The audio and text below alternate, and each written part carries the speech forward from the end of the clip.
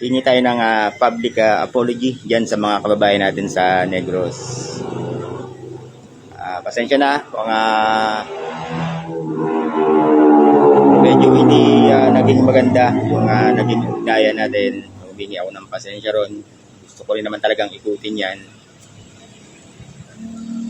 Paliwanag ko na rin, no, kasi kaya medyo nahirapan akong ikutin yan eh. Medyo masakit kasi sa damdamin yung mga salitang pumasok sa akin diyan. Mahirap naman yun na naglalakad kami sa maka ng loob. Ikaw ba naman sabihan ng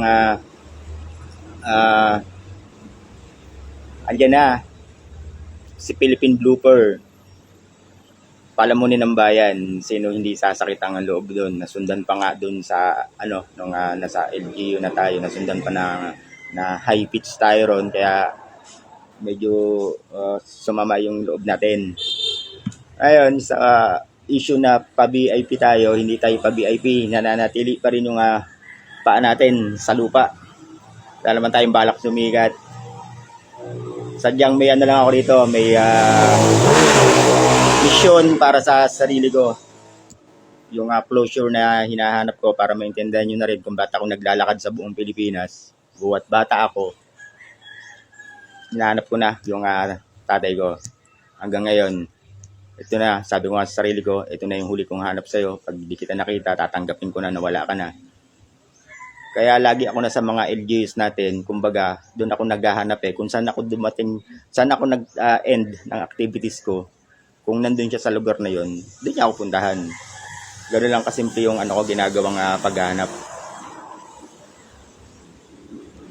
Kaya sa akin, medyo masakit tong yung ginagawa kong paglalakad. Kasi bukod sa yun nga, hinahanap ko yung kasagutan para sa isang anak at sa isang ama.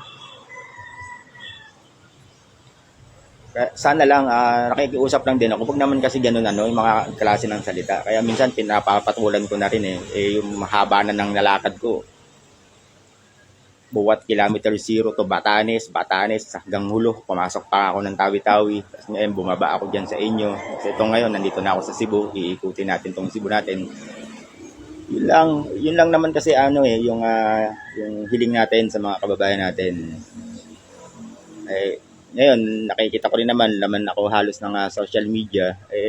Ang labanan naman natin kasi sa social media, habang nasa mundo tayo ni Meta, engagement ang kailangan natin. Pag may na trending, papasukan lahat yan. Saka wala naman akong problema sa kanila. Okay lang yun. Yung ulitin ko yung sa pa-VIP, hindi ako pa-VIP. Kung ginawa sa akin ng Mindanao, sukli lang nila yun sa akin sa ginawa kong paglilibot sa kanila na naipakita natin na sa mga mamamayan natin na ang Mindanao safe, tahimik na. Yun lang yun. Kumbaga sinuklian na lang nila ako ng ganong klase ng pagsalubong. Sabi ko nga, lagi ko sinasabi to, ilang beses ko na sinasabi to, ang Guinness World Records, kumbaga secondary lang siya sa akin. Ang totoong mission dito, yung closure para sa isang ama at anak. Yun ang totoong mission dito. Kung itala natin to sa Guinness World Record, di magandang sukli yun kasi yung naging pag-ikot natin sa Pilipinas, napatunayan natin na kayang ikutin ng Pilipinas sa pamamagitan ng paglalakad. May tumutulong naman sa atin dyan sa Guinness World Record, yung isa sa kababayan natin, isang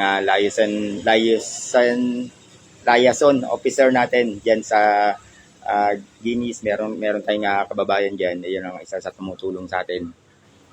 Kaya kung makuha natin to, di mas maganda. Pero yun lang talaga, yung totoong mission na to, yung closure lang. Kasi 8 years old ako nung yung tatay ko, kinuha ng barkada. After nun, hindi na siya bumalik. Nasa Nueva Ecija kami nun. Tapos, nung nawala na siya, kinuha kami ng magulang ng mother side namin, kaya natira kami dyan sa Quezon City. Ayun, nangyari, after 10 years, teenager na ako noon, bumalik ako ng Nueva Ecija, fiesta sa amin. Habang nakapila ako sa isang Ferris wheel, bibili ko sa ticket booth nila, bibili ko ng ticket para sa makasakay tayo sa Ferris wheel. May isang kotse pula dito sa right side ko. May bumaba doon sa driver seat. Nilapitan niya ako, tinumbok niya ako eh. Pag tumbok niya sa akin, sinabi niya sa akin, sumama ka sa akin, pinapatawag ka ng tatay mo. So yun, dahil alam nga namin, bata pa kami, nawala na siya. Natakot ako, tumakbo ko. Sinumbong ko siya sa tita ko. Tapos, yun na, di na naalis sa isip ko yun. Buhay ba o patay, buhay ba o patay, di na naalis sa isip ko yun. Kaya kung ano naging buhay ng tatay ko, yung mga nakuha kong kwento, nakalap kong kwento tungkol sa kanya doon sa lugar namin, yun ang naging buhay ko. Kung ano yung naging trabaho niya, yun din ang naging trabaho ko. Kasama yon sa naging paghahanap ko sa kanya. Masakit din kasi isipin na bilang isang panganay, alam ng mga kapatid ko yan na bakit ako naging gala, bakit ako laging wala sa bahay. Nasabihan ka pa bilang panganay na wala kang silbing kapatid. Gaano kasakit yun, hindi nila alam yung dahilan na ito yung tunay na dahilan. Ngayon, bago ko sinimulan to, sinabi ko na sa kanila, sa mga kapatid ko na gagawin ko na itong Philippine Loop, kaya nag-training ako rito ng 10 months. 10 months sa training dyan sa academic oval natin sa UP Diliman.